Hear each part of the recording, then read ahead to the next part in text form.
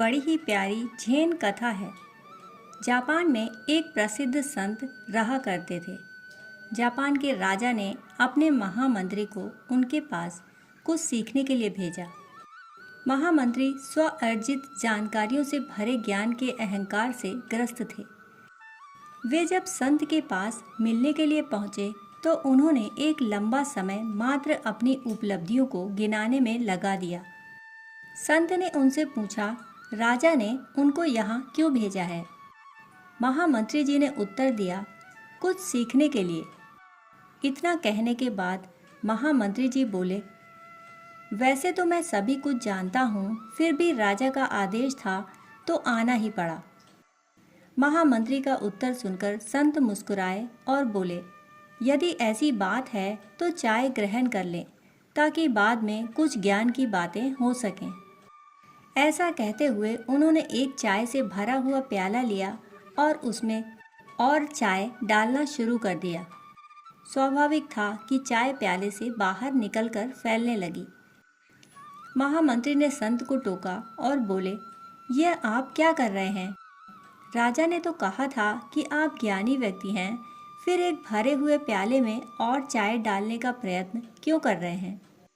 यह चाय तो बाहर फैल रही है। संत बोले, महामंत्री जी, यही कार्य तो आप भी कर रहे हैं।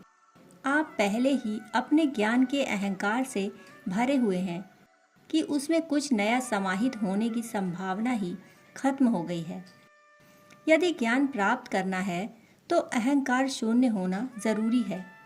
स्पष्ट है कि जहाँ कर्म पर अहंकार का बोझ नहीं है वह कर्म सात्विक ही होगा, और सात्विक कर्म सुख, ज्ञान और प्रकाश ही दे सकता है।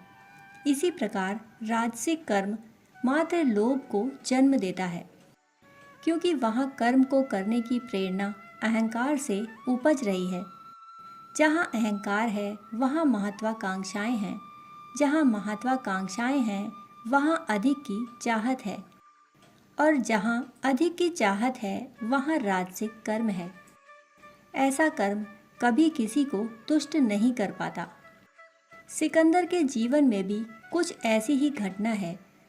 जब वह भारत की सीमा से परास्त होकर और अपनी आधी से ज़्यादा सेना को गंवाकर वापस लौट रहा था, तब उसकी स्थिति अत्यंत दयनीय हो गई थी।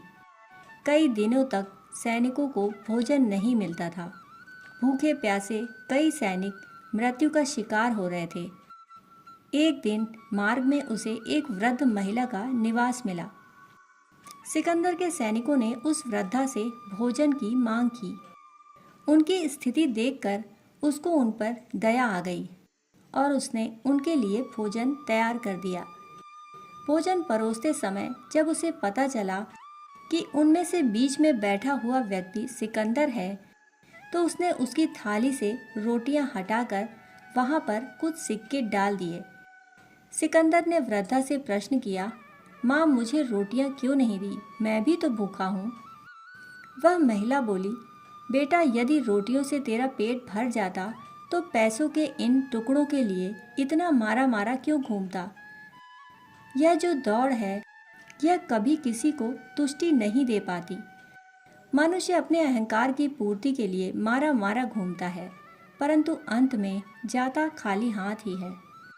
जहाँ अहंकार शून्यता है, उस निरंकारी चित्त से जन्मा कर्म सात्विक कर्म है, और यह सात्विक कर्म सुख, ज्ञान व प्रकाश को जन्म देता है।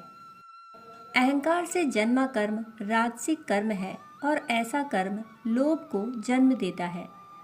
तो उसी क्रम में अज्ञान से जन्मा कर्म तामसिक कर्म है, और ऐसा कर्म प्रमाद व मोह को जन्म देता है। जिस प्रकार फूल यह सोचकर नहीं खिलता कि कोई मेरी प्रशंसा करेगा या नहीं, वायु यह सोचकर नहीं बहती कि कोई मेरे साथ चलेगा या नहीं, या पर्वत यह सोचकर नहीं बढ़ता कि कोई मेरे आगे झुकेगा या नहीं, उनका होना ही उनके अस्तित्व का प्रमाण है। एक फूल चाहे निर्जन घाटियों में उगे या किसी सुंदर उपवन में, उसकी सुंदरता समान रहती है।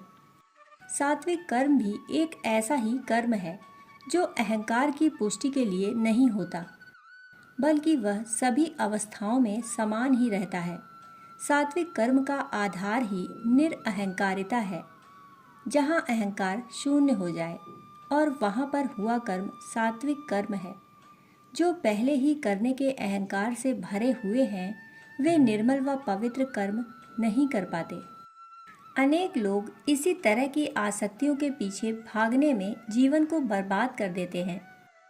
कोई पद तो कोई पैसे के लिए दौड़ता नजर आता है।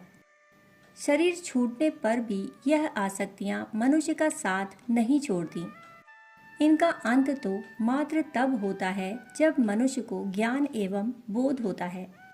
भगवान श्री कृष्ण कहते हैं कि इसी प्रकार तमोगुण से भरा हुआ व्यक्ति उन योनियों को प्राप्त होता है जहाँ बोध की संभावना नहीं, और ऐसा होना पशु योनि में भी संभव है और मनुष्य योनि में भी। इन दोनों संभावनाओं को बदलने के लिए अपने जीवन के दृष्टिकोण को बदलना जरूरी है। उसे बदले बिना इस चक्र से निकल पाना संभव नहीं होता। दोस्तों, कहानी सुनने के लिए आप सभी का बहुत बहुत आभार। फिर मिलते हैं ऐसी ही कहानी के साथ। तब तक के लिए धन्यवाद।